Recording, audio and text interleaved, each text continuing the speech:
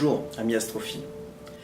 Bienvenue sur cette première vidéo d'Autour de l'astrologie, l'émanation du site autourdelalune.com.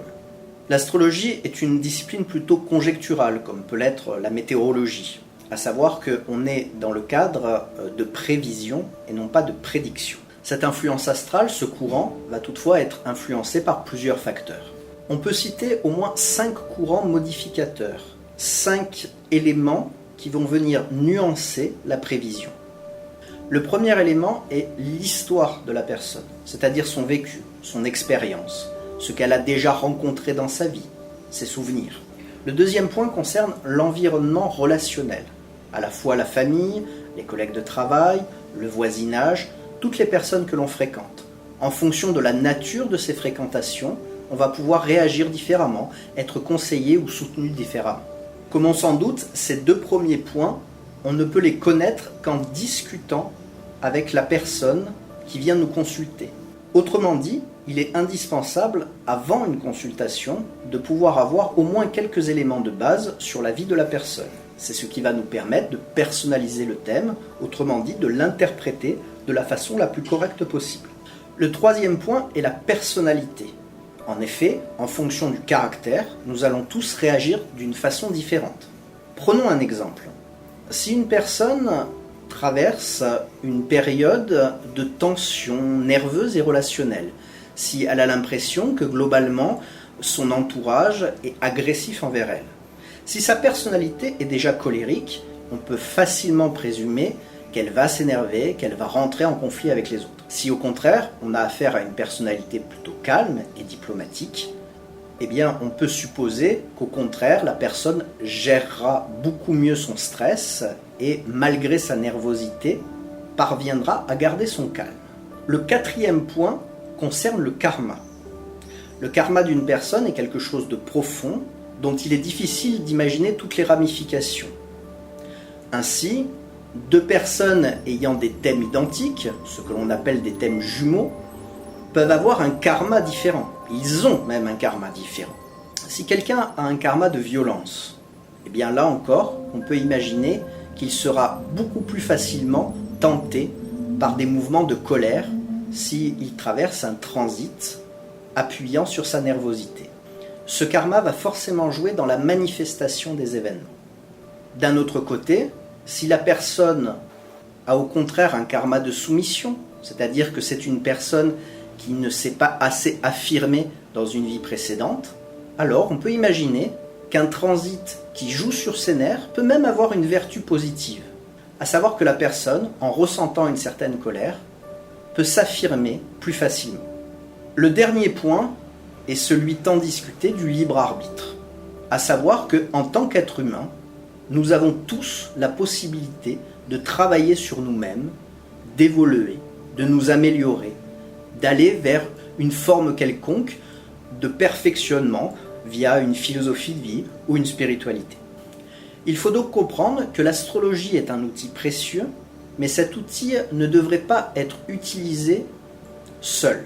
Le deuxième point à aborder par rapport à l'aspect prévisionnel de l'astrologie, c'est de savoir quels outils sont indispensables pour monter ce que l'on appelle un horoscope. Pour ce faire, il faut déjà monter le thème natal. Un thème natal se monte avec la date, l'heure de naissance, cette heure doit être précise, et le lieu de naissance. Le deuxième point, c'est d'avoir à sa disposition des éphémérides, sous forme papier ou électronique, peu importe. Le troisième point va simplement consister à comparer ce qui se passe dans le ciel actuellement, c'est-à-dire ce que nous indiquent les éphémérides, et ce que nous dit le thème de naissance. Nous reviendrons bien sûr plus en détail sur ces points prochainement. Mais retenez qu'une prévision digne de ce nom est donc une corrélation entre ce qui se passe dynamiquement à un moment donné et les données de base d'un thème astral, ce à quoi s'ajoutent les 5 points que l'on a évoqués précédemment.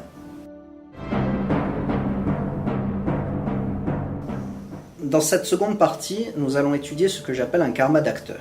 Il faut comprendre qu'un acteur représente un domaine d'étude très intéressant pour l'astrologie. En effet, au-delà de ce qu'on peut dire sur elle ou sur lui, en tant qu'être humain, il est intéressant de voir que, souvent inconsciemment, la vie va proposer à l'acteur des rôles qui font écho, qui font résonance à son thème natal. Prenons pour commencer le thème de Sophie Turner, l'actrice qui interprète le rôle de Sansa dans la série Game of Thrones. Vous l'avez peut-être également vu dans le rôle de Jean Grey dans le film X-Men Apocalypse. Retenons pour l'instant les éléments les plus basiques, à savoir que Sophie Turner est Poisson ascendant Bélier. Or, il est intéressant de voir que ces deux signes sont parmi les plus différents qui soient. Le premier, le signe des Poissons, est un signe plutôt passif, qui subit beaucoup les choses. On dit souvent que les martyrs sont du signe du Poisson. Évidemment, c'est symbolique. En parallèle, le Bélier est au contraire réputé être le signe le plus actif, le plus combatif qui soit.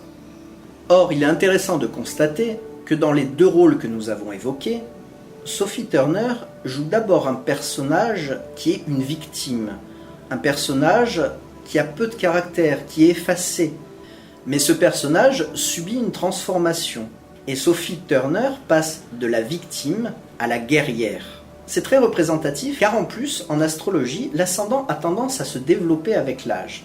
En résumé, on pourrait dire que les rôles qu'incarne actuellement Sophie Turner, actrice encore jeune, sont une sorte de spoiler sur l'évolution de sa propre personnalité.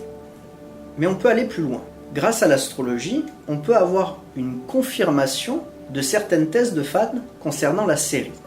En effet, on pouvait voir venir d'assez loin ce revirement de personnalité du personnage de Sansa. À travers le thème de l'actrice qui l'incarne, on pouvait donc deviner que la personne passerait de victime à peut-être bourreau. Ajoutons encore que la planète culminante dans le thème de Sophie Turner, à savoir Jupiter, représente toujours les gens de pouvoir. Or, il est intéressant, là encore, de constater que dans ces deux principaux rôles, Sophie Turner joue quelqu'un qui a des pouvoirs de mutant et qui a des pouvoirs par son sang royal.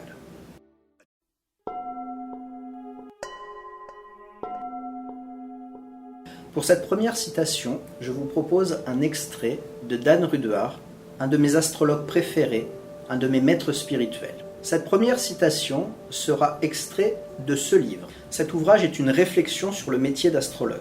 L'astrologie est une technique pour comprendre l'homme. C'est, je crois, la définition spécifique la plus profonde et la plus vitale que je puisse donner de ce système de pensée dont on a tant usé. Il n'est cependant pas du tout dans mes intentions de minimiser les possibilités de prévoir l'avenir que l'astrologie offre indubitablement à celui qui est passé maître dans cet art difficile. Merci à tous d'avoir suivi cette première vidéo un peu expérimentale. Si vous souhaitez que d'autres vidéos suivent, vous avez le pouvoir de soutenir ce projet en laissant d'abord des commentaires, qui peuvent être aussi des questions, d'ordre général de préférence, en likant cette vidéo, mais aussi et surtout en la partageant si vous avez trouvé son contenu intéressant.